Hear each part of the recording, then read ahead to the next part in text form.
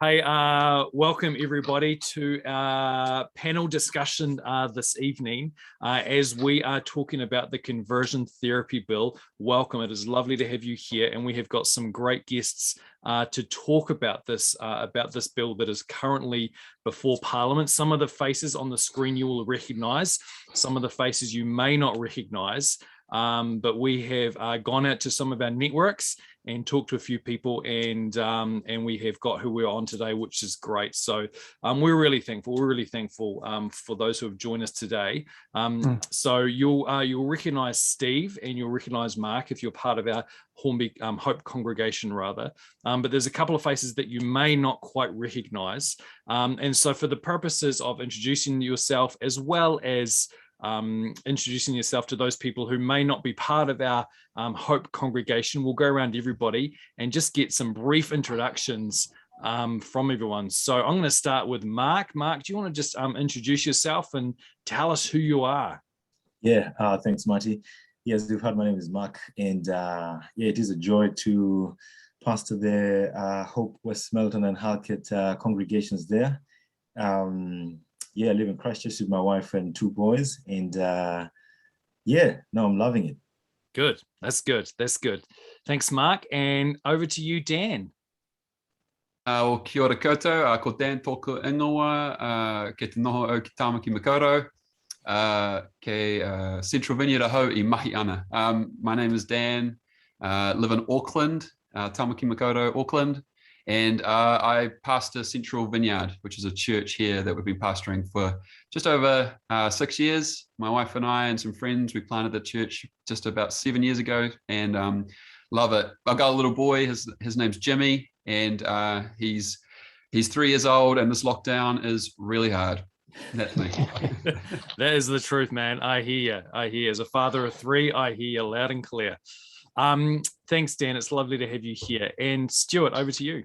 Ngā mihi nui kia tātou katoa. I was born in the deep south, but I spent most of my life in Auckland and thereabouts. A Presbyterian minister at Massey Riverhead, lovely church, got 32 cultures in it, and I'm an academic historian in church history, teaching at Laidlaw and Carey and overseas, and I'm currently convener of the Doctrine Committee of the Presbyterian Church, and I'm the National Director of the New Zealand Christian Network. And family-wise, I'm married to a lovely wife, Rose. I've got 4 sons, 8 little grandsons, so very boisterous, the situation. And I live out in the just out of Auckland, near the Waitakere Ranges, in the bush and with some pasture. Fantastic, Stuart. We're thankful you've taken the time to join us here today with your wealth of experience and knowledge within the Presbyterian Church, but also the wider church in Aotearoa, New Zealand as well. And Steve. Yeah, my name's Steve, part of the Rolleston crew, and have been for a few years. Stepped up recently into the interim senior pastor role for Hope Presbyterian. And so bringing a little bit of some deep south influence too, Stuart, from Invercargill. Yeah. So I might get the R's rolling a little bit if we engage in too much conversation. I'll get a few comments coming my way. And locked down with 2 boys, we've managed to mow ourselves a rugby field, in the paddock behind us. And one of our little challenges was to get that painted up as closely as we could to a replica rugby field. So that's been one of our lockdown challenges, and we're almost there. So just got to get some sponsorship written on that sucker, and we'll be away laughing. Fantastic, Steve. Really good. And my name is Marty, and I'm one of the pastors at Hornby Presbyterian Hope here in Christchurch. 3 kids, 1 wife, and it's been a lot of fun in lockdown. It's been good. So, hey, today we are talking about the conversion therapy bill, as I said right at the start. And the purpose of this discussion is to gain a little bit of an understanding around what this bill looks like, and also to talk about, from a Christian perspective, what our response could be to this bill. And so I do want to, I'm going to start with you, Dan, just to give us a little bit of background around what is actually the bill proposing. And although I've got a connection with everyone else on the panel, Dan, we've just met in the last couple of days after you posted this beautiful post on Facebook. Whoever thought that, just posting your thoughts on Facebook would land you up here, but we're so thankful that you have joined us.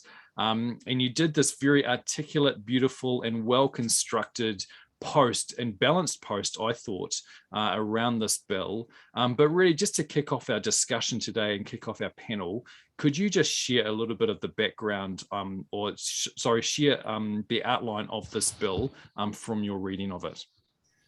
Sure. I think probably Dr. Stuart Lang's probably going to be able to fatten this up a little bit, but let me get started from maybe like the sort of everyday street talk level, which is where I think it needs to matter. Perfect, absolutely. So, firstly, I think one of the things that this bill is trying to do, and that I really do affirm about it, is it's trying to look after people. It's about people. And that's really important to start there, that even for the rest of this conversation that we're having, it's about people at the end of the day. We can kind of lose track of that sometimes. And so we need to start there. It's about people. But what it's really about is, again, sort of, it's saying it on the label, really. It's about conversion therapy, and it's about prohibiting it. It's about stopping it. And it's about really thinking about people in a sexual or gender identity change, moving from maybe heterosexual to homosexual, or moving from being a male to a female, even though they're in a male body. In that movement and in that progress, it's really about what's the inputs that can be put into that journey with somebody.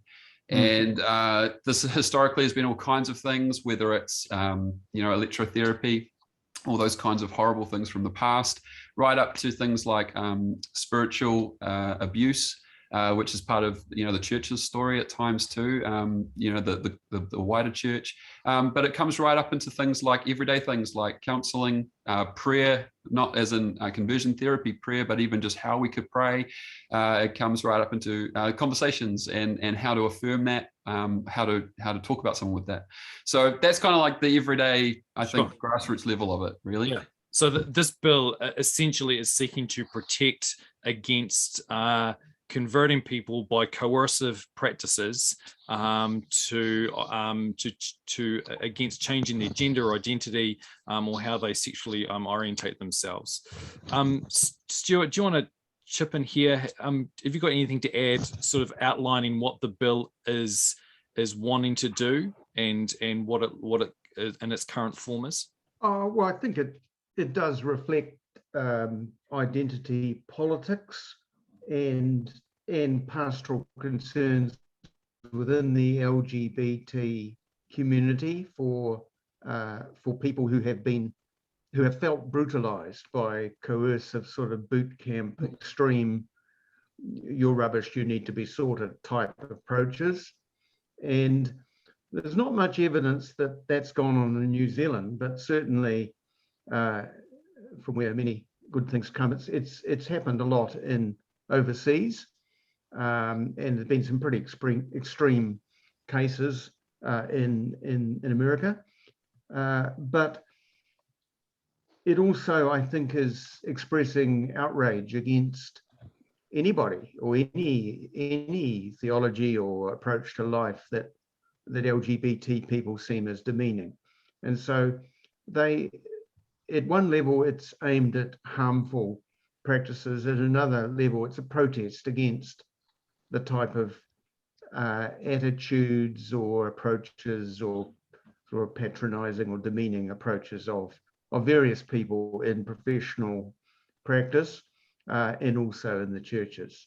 So I agree with Dan. At its best, it's wanting to protect people against clearly harmful processes. So it was a private member's bill waiting in the basket, ready to be drawn. And then it became a Labour Party, part of the Labour Party manifesto to introduce such a bill.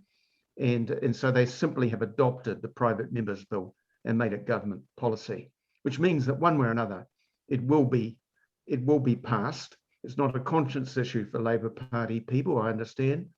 So it will be passed, but nevertheless, out of the select committee, it could be amended to deal with some apparent problems. But we're not going to change people's those who are pushing it, their minds on the sort of deeper ideological issues. Just may have to agree to disagree on those matters. So let me get this straight, Stuart. So essentially this bill will go through, but at the moment there is still some wiggle room around what is actually being contained in that bill. Is that right? Well, I can't say, I can't predict the future, but I would, well, I could, but I can't guarantee my prediction. But Sure. I think it's generally thought that it will go through. Sure. Government bills do go through, especially when you've got a great majority. But yes, I think the select committee, if it strongly was persuaded that amendment was necessary, not only to protect the people that this is aimed to protect, but to protect other people who aren't in view in this bill, then that could possibly happen. But I think even that is an uphill task, but it's worth trying. Steve, I'm going to come over to you. There is this sense that we're trying to protect people from, and whenever in my reading it talks about these somewhat extreme practices of electrotherapy, quite inhumane treatment of people. I mean, from your reading, Steve, is this still in place? Because in my head, this feels like something from the 60s or 70s. Like, is this practice even still being taken place here, or is this kind of an extreme end of it from your understanding? I'd agree with Stuart and Dan so far, and to say it seems to be an extreme end of the kind of practices that have been adopted. Obviously, as humans, we don't get things right all the time, and there have been instances where you would be a bit shocked at the way that we have treated each other in regards to these kind of practices. But recent history would suggest is if you go through and have a look, that since I think it's 1997, one commentator was saying there hasn't been any formal complaint or any formal documented complaint around this kind of harmful coercive practice. So it does seem potentially that we are attending to something with good intent, but that isn't actually reflective of the kind of behavior or coercive, manipulative, harmful behavior that we do want to stop, but which is actually present at the present point of time. That's my understanding. That's good. That's good. Stuart, what would you identify as some of the flaws in this bill? I've read through the New Zealand Christian Network submission that you have written up on behalf of that network, and you've identified some flaws in there. What sort of flaws do you see are currently in the bill in its current form? I think the key issues would be to do with it's not allowing people to do anything which goes anywhere near seeking to change somebody's sexual orientation or their gender. But there's an inconsistency there because there's the assumption that people don't change, whereas the majority of people do stay with how they've lived and how they think and how they see themselves. But there is traffic in both directions. Heterosexual people do sometimes decide that they're homosexual, and vice versa. There's a small minority who do change, and there are also people, clearly, there are people who are born with one biological sex who want to change their gender and who may transition with chemicals and with surgery. And then there are people who detransition. So there is movement around. And I don't think it's consistent there because it seems like only one sort of move is acceptable, and there's no impediment for that. But there are other moves that implicitly would be to encourage or help anybody who wants to make those shifts would be seen as criminal. So that's one of the problems, that it assumes the immutability of people in their current lifestyle and outlook. And the other matter is that if people seek help from counsellors or psychiatrists or whatever, or from the church, then they at least should be able to have an open discussion without the trusted person they go to. It could be granny. They go to somebody fearing that if they say the wrong thing, they'll be criminalized. Mm. So it seems to be pitched at extreme cases, but to have that chilling effect, as has been said in some government documents, on ordinary discussions and pastoral care and support and exploration. So that's going to affect professional counsellors and the like, and also the church. Can you pray with somebody who comes to you and says, look, I'm unhappy with how I've been living. Can you support me? Or can you advise me? Can you pray for me? And so I'm shooting all my load here, but I think that's why we think that some of the more clearly unharmful practices of support actually we need to be reassured in the actual bill that these are not captured by the bill, right?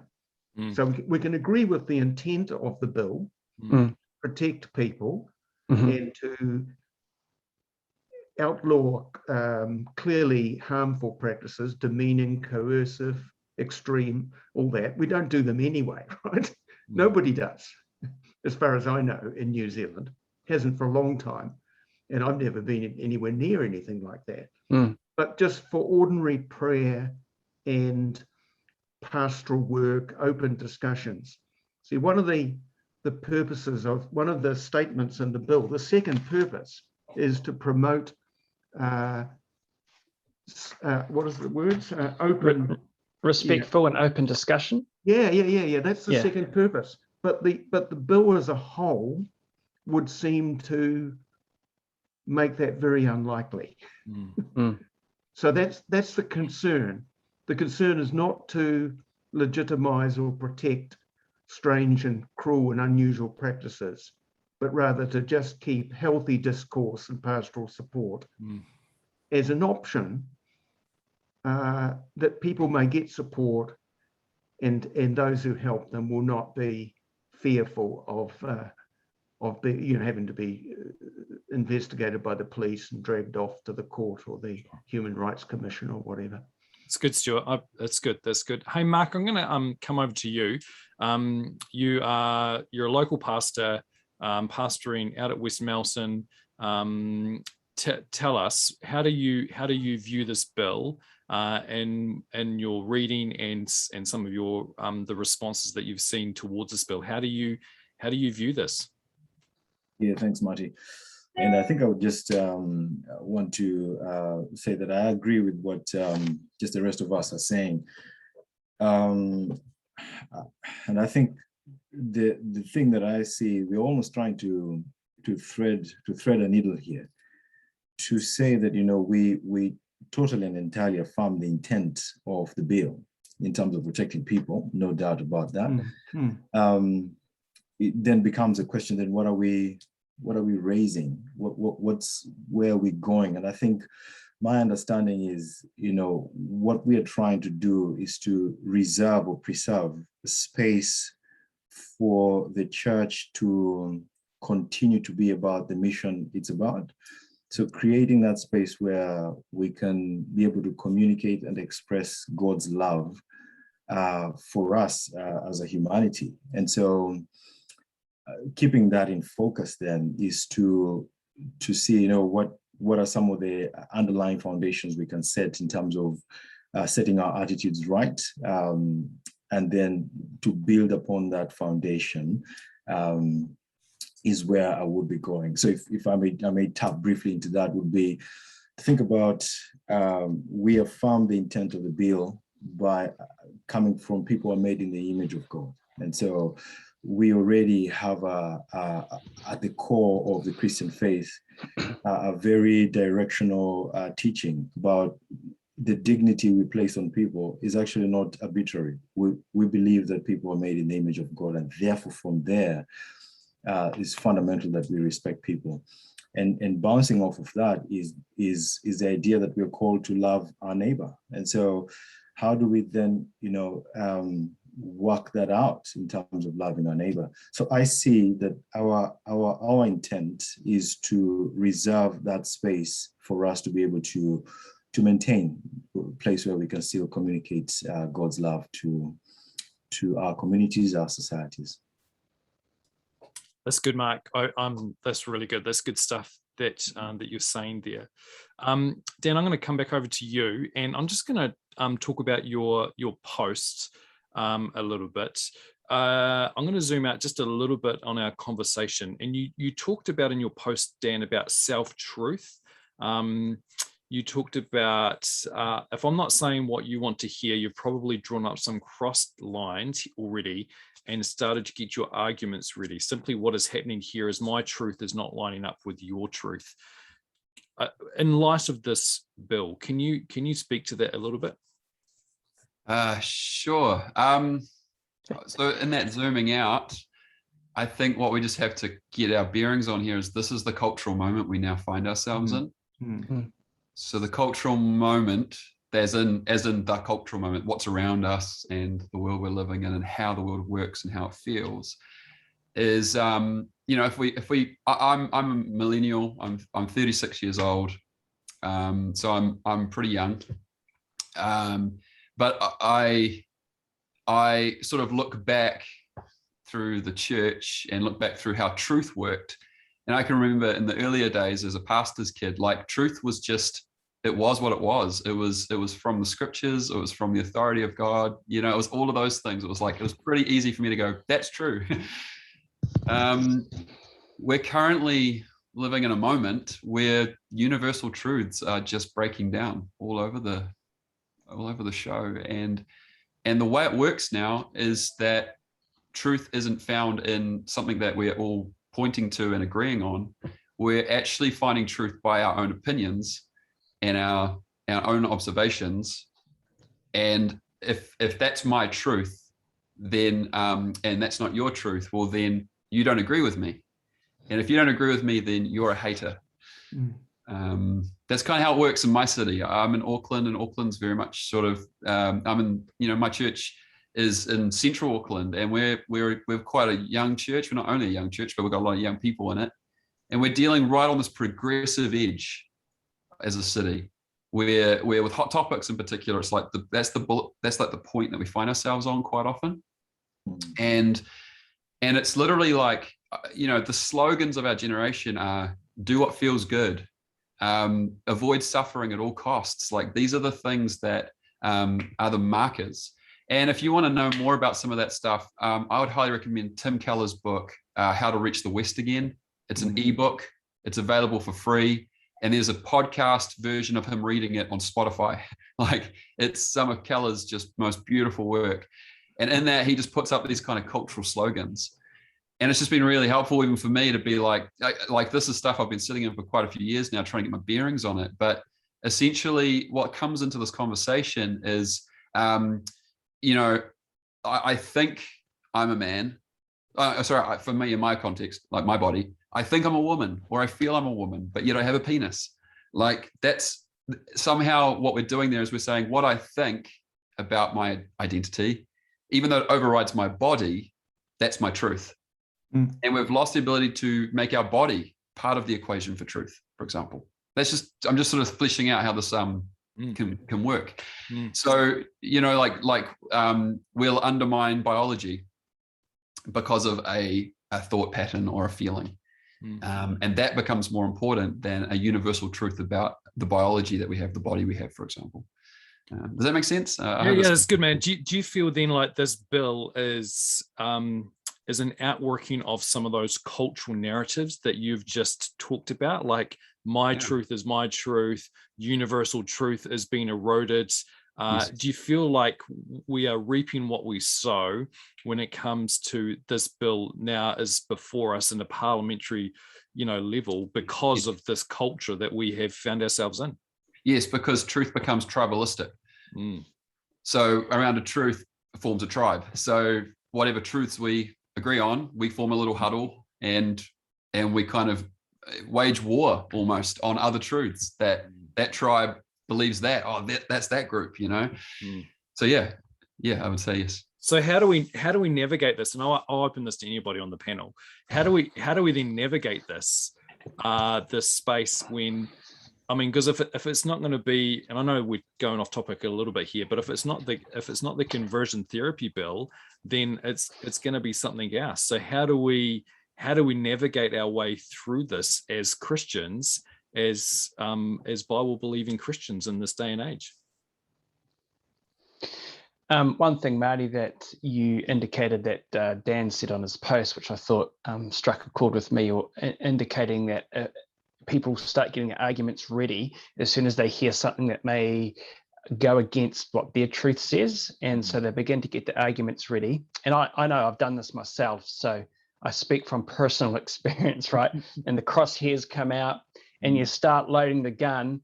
And by the time you're focused on your argument, loading the gun, thinking about your response is going to be, you've actually forgotten what the person has said and probably even missed some underlying key concerns, which they're trying to express through their argument.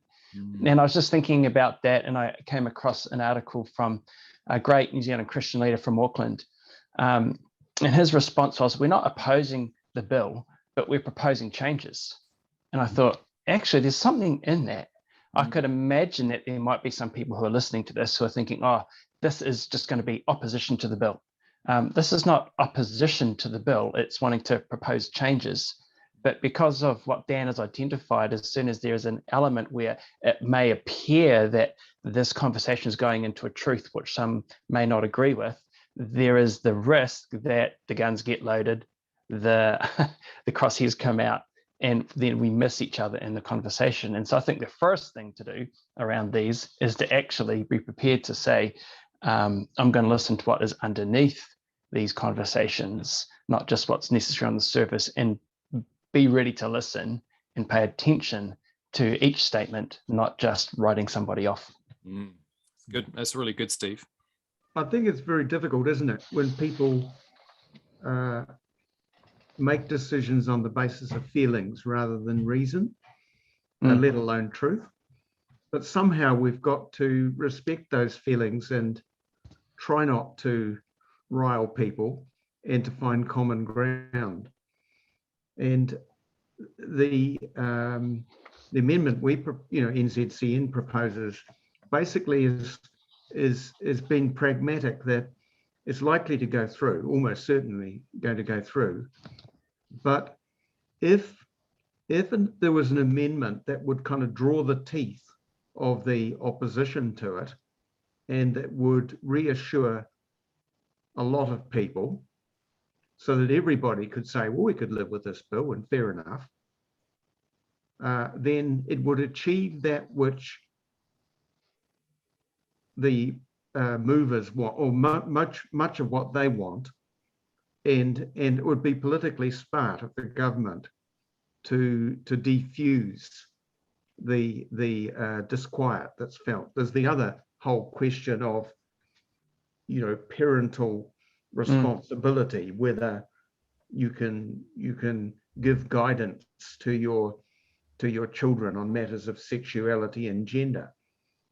And somebody emailed me last night and said, why don't we propose an amendment that up to 8 you're allowed to do that? And I politely went back and said, well, I feel as a parent, I would still want to have guidance into my 9-year-old, and be free to express an opinion. And my sons are quite a bit older, but than that, they're grown up, and some of them are married, but I still have some influence on them. And so I think that's another area where we need to be just aware of ordinary fears. And so I just think it would be politically smart of the government to say, well, how can we fix this so that everybody's actually behind it? It's really good, Stuart. That's really good. Any other comments around that? Even just around the culture that we find ourselves in, that your truth is your truth and my truth is my truth. Anyone got any thoughts around that? I think just one thing to add would be we have to come back to the scriptures and realize that this is nothing new. Paul's letters are actually written into these contexts all the time. Yeah. And one of the things that I'm theologically encouraged by, like my imagination is stimulated by, is by reading Corinthians and seeing Paul's trying to sort out a dualism here that the Greeks are living with. And they're essentially trying to, devalue the body, value the soul, and they're splitting stuff. And I'm going, that's what's going on right now. We're doing the same thing. We're devaluing a body, for example. And so I can look at Paul's writings and I can see what he's doing, for example, to work in this culture and to see this spoken into with a vision. It's not about finding a certain scripture that we can kind of, use like a club. It's actually about saying, what is the vision of humanity? What's Jesus's anthropology? Like those are kind of the questions I'm trying to sort of think about as a pastor, so that I can help bring people into that vision. Like when we talk about the way of Jesus, we're talking about a way of being human. It's not just some beliefs to sign up to, so that our culture has a tribalistic kind of nature to it as well, because that's not what the church should become. I don't believe is like just another sort of tribalistic tribe. I believe we're called to be an incarnate presence of God's love. We're meant to be in our cities, in our towns, being a presence. And so we have to live a different vision, live a different thing out. And I think I'm encouraged that the scriptures already are sitting in that story and speaking to that story. Just picking up Jesus there, his teaching on some things belong to Caesar and some things don't belong to Caesar. And it's that church and state thing, which in various ways, pre the Christianization of the Roman Empire, there was the church and state issue, and there was after in a different way. And here, matters like protecting people who feel harmed, and they really do feel that, then that's a legitimate state thing, and we can support that in principle. And then protecting the religious sphere and the rights to belief and practice, which are not harmful, and which go very deep to our identity, then that's an issue, that's an area which the state should not intrude on. So again, it's that this is not Caesar's area when it comes to prayer and pastoral advice and support and friendship and so on. Yeah. Thanks. As followers of Christ, then, as followers who are putting our footsteps in the footsteps of Jesus Christ, how do we then approach, I suppose, this bill particularly, because this is on the table? The submissions need to be in by this Wednesday, which is the 8th of September. How do we as Christians, number one, respond to this bill, but also how do we respond to, Dan, what you were sort of pushing on before around these cultural norms and universal truth being eroded away? Where do we start as Christians? Maybe if I could just chip in there. I think is a big question, and you see, even at times when we say, where do we begin as Christians? There is quite a flavor and expression of Christianity that can be quite broad and varied. So people could be speaking from very different postures, but I believe that we can be able to establish some fundamental things, like we were saying here. I think that what Dan has talked about, the idea of self-truth, I think it does come to bear in this context. I think when we talk about God's love for humanity and people, this love is expressed within a body of knowledge. It's not hanging mid-air. Body of knowledge in terms of who is this God? What does he think about humanity? What's his understanding of what separates us from him? So when you begin to ask those questions, what you are reaching out to is, what's the body of knowledge that frames up what Christianity is about? And so, and I suppose that's the crux where you begin to see, self-truth. This is what I believe, or this is my personal experience, coming right up against who this God is and what he says, And so I think there could be a place for us as Christians to start, would be that there are truths that we believe in, or the body of knowledge that informs the Christian faith, that we believe, but will not be believed by other people, that will not be agreeable to other people. I think that's a really fundamental area, because there we are challenged. Do we still believe what we believe and what the scriptures teach?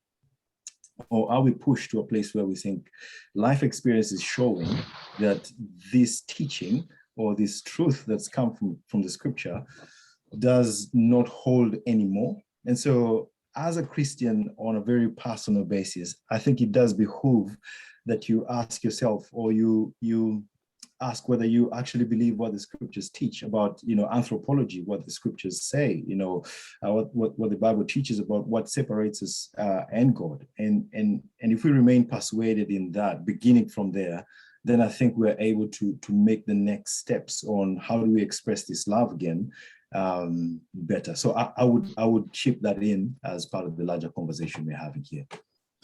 That's good, Mark.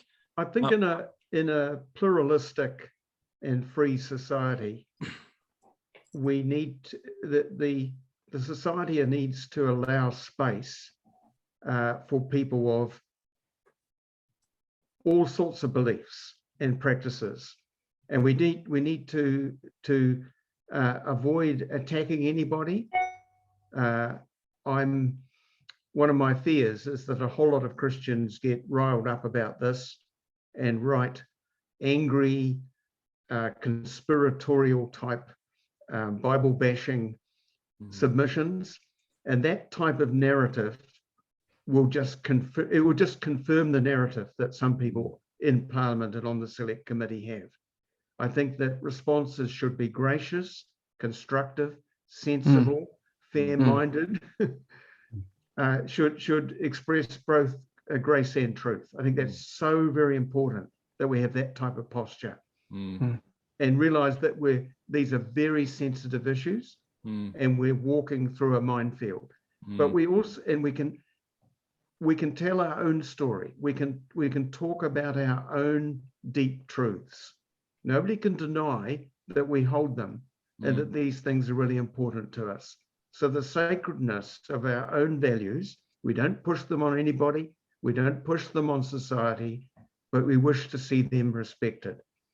And so that comes down to families and to church.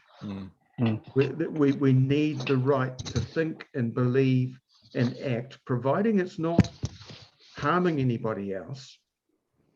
And we don't want the state intruding on that. And I think that's a very reasonable kind of plea, speaking out of our own heart and experience and goodwill towards the rest of society. We're gonna come to the end of our conversation just in a few minutes, but I'm going to just ground this. All five of us are in pastoral ministry, and for various lengths of time. But I'm going to ask, and I'll start with you, Dan. When someone comes to you and says, hey, I am struggling with my sexual identity, I am struggling with my gender identity, I'm struggling with my sexuality, in a pastoral one-on-one conversation, how do you approach that, and where would you seek to lead that conversation? Yeah, the first thing that comes off my lips every time that happens is, tell me your story. I seek to listen. That's where I always want to try and start, doing more listening than talking. That's good. That's I good. think the thing then that kind of, and every situation's a little different, but I loved what you guys were kicking around just in the last question. It kind of relates a little bit to what I think I'd say to this answer too, is I want to live my life pastorally and get to the end of this by a little mantra out of 1 Thessalonians 5:14, where it says, dear brothers and sisters, we want you to warn the lazy, take care of the broken, encourage the timid, and be patient with everyone. That's the spectrum I want to pastor in. So there's some people that need a warning. There's a lot of people that need care. There's a lot of people that need encouragement. I need to be patient with everybody. So that's where I start. Tell me your story, and I want to start getting my bearings with you. It's good.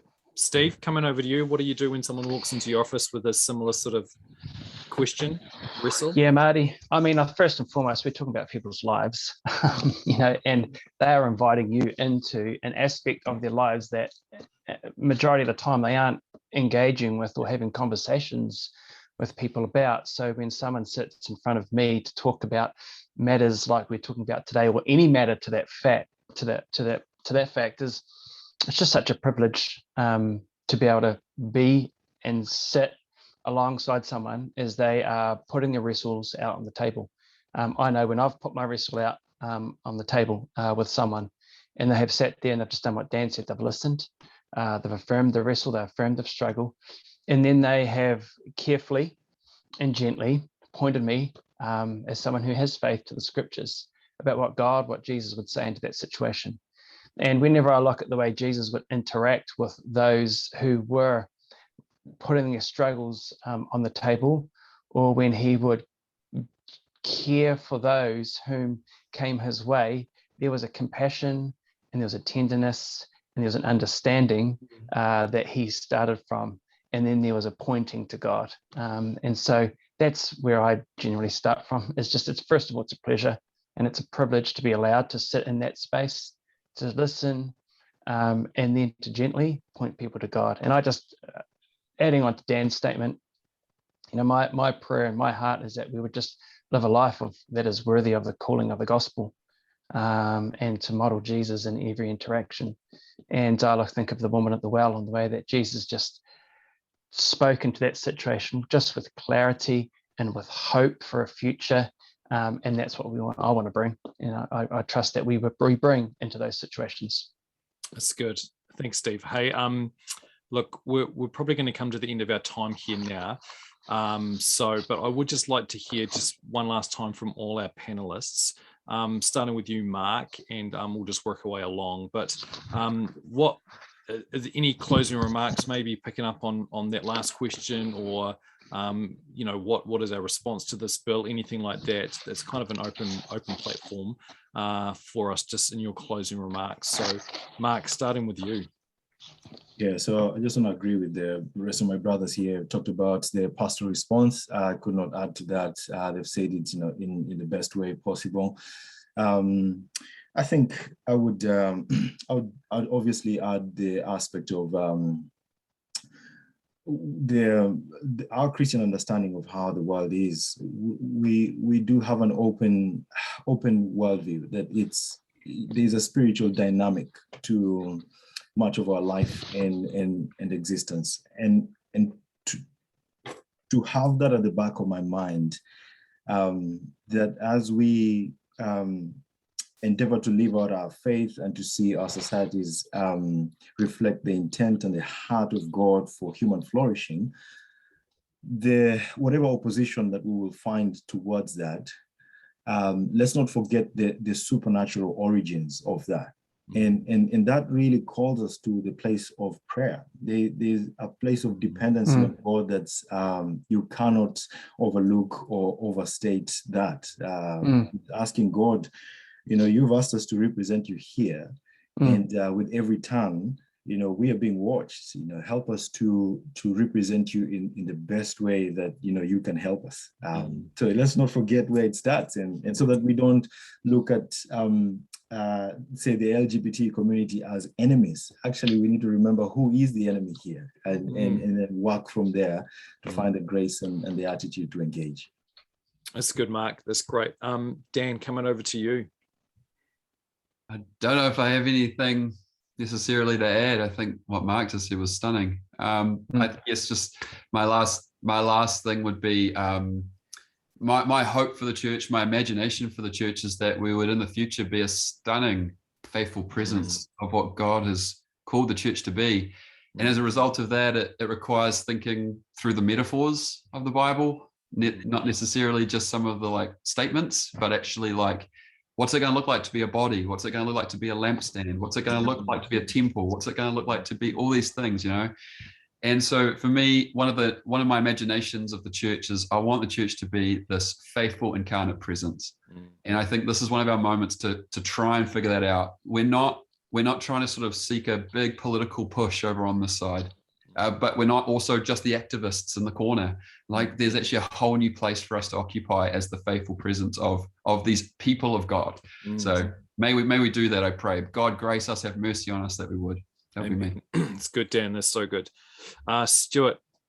Oh, yes, I totally agree with so much of what's been said. There's a new challenge in this post-Christendom society, how to be faithful and grace-filled Christians, and a voice not always appreciated, but at least that we act in a godly way in this context. Just on that pastoral thing, it's extremely rare for people to come in that way and ask those questions. I'd say there'd be 10 heterosexual problem areas for every one person in that other area, or even 20. But the one instance I can clearly remember is I heard the story. He invited me around. I heard the story. It was a gentle, explorative conversation. I expressed one or two cautions. I prayed with him, and he was extremely grateful for the whole thing, right? And I don't think he followed my advice, but that's all right. We both did what we needed to do, and it was entirely constructive. And that's kind of the way that the church generally operates. And I'm happy with that. And that's why, with that amendment, I think that would protect that type of thing. And we should all be content with something like that. So thanks very much, Marty. That's good, Stuart. For the invite. And Steve, the closing words with you. Well, it's always a lot of pressure, Marty. After such wonderful input, there's a couple of things that ring true for me, and that is this. First of all, in respect to the bill itself, one of the things when people willingly come and talk to you, in effect, they're giving you consent to engage in a conversation with them. And from my reading of the bill, even if someone has given you consent to engage in a conversation with them, that's not classed as a defence. And so I think the proposed changes are indicating, hey, if someone was willingly coming to have a conversation with you, then that should be classed as being okay, as a defence in some respects. I think that as a father of two boys, that I do want to have the ability to speak into my child's life. And this proposed bill, the way it's worded limits whānau and families' involvement in speaking into the lives of their children. And I think for any parent or any family member or a significant person in a child's life, caregiver, that there is that ability to be able to speak into those situations. And lastly, I don't know, for those that are watching, if you've actually heard Jacinda Ardern and the minister talk about the bill. I mean, they can't even pinpoint some of the things about which will be illegal and which won't be illegal. If they can't pinpoint it, how are we meant to pinpoint it at this present point of time? And how can a bill be passed which isn't got it nailed down? So I feel like around the specifics of the proposed bill, it's far too grey. The intent can affirm, can agree, but the way that it's worded at the moment, I just would have some significant, I do have significant concerns with. And I think now's the time for each and every single person who shares those concerns or wants to make a submission in regards to the bill to jump on board and have their say. The 8th of September is the deadline, and it would be great for people to be able to do that. The last thing I would say is even Crown Law has expressed some opinions onto this bill that are of some concern, and you can jump online and you can read their opinions. And I guess the thing that I do struggle with, and I'll own that, is we've had this horrendous situation in Auckland at the Newland Countdown supermarket, where there was the individual went in and caused significant harm to people, and the government took on board the advice of Crown Law to not be in a position to be able to move that individual outside or into places where they would be deemed not to be able to harm people. It seems like in this particular case, they're not taking advice of Crown Law, which is indicating significant limitations in the freedom of expression as a result of this bill. And so in some instances, they are taking advice of Crown Law, in some they're not. And I understand that, they're the authority of the day, but it does seem a bit strange that, for me, in these instances, that there's such a discrepancy. But ultimately, I do know that when we stand on the word of God, there will be times that it will bring us into conflict with the value systems of the world that we're living in. But we are called to still represent Christ, and we're still called to represent God's word. But it's the how that I think is the most important. And I think we've heard some wonderful expressions of how we can do that in a way that enables us to sit across the table from people who may have different opinions, to openly talk about them, to express our views, and at times to agree to disagree. And there'll be a time for that. And I think one of those is now around the proposed wording, not the intent of the bill. It's good, Steve. Hey, thank you so much for that. Thank you so much, everyone, to our panelists. This has been good. It's been a good discussion. I want to say particular thanks to Stuart Lang and Dan Sheard for both giving up their time from Auckland. So appreciate it.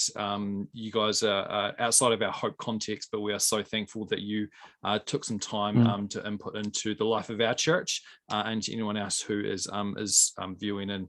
As Steve said, you can offer a submission to this bill. It closes this Wednesday, the 8th of September. I'd encourage you, if you need to do some more reading to inform yourself, please do that.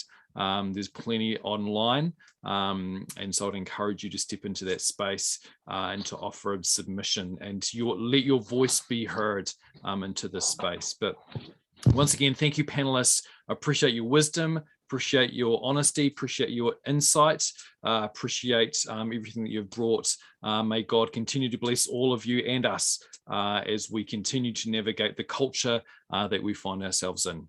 God bless. Thanks, Marty. Yeah, thanks. Thank you so much. Thank you.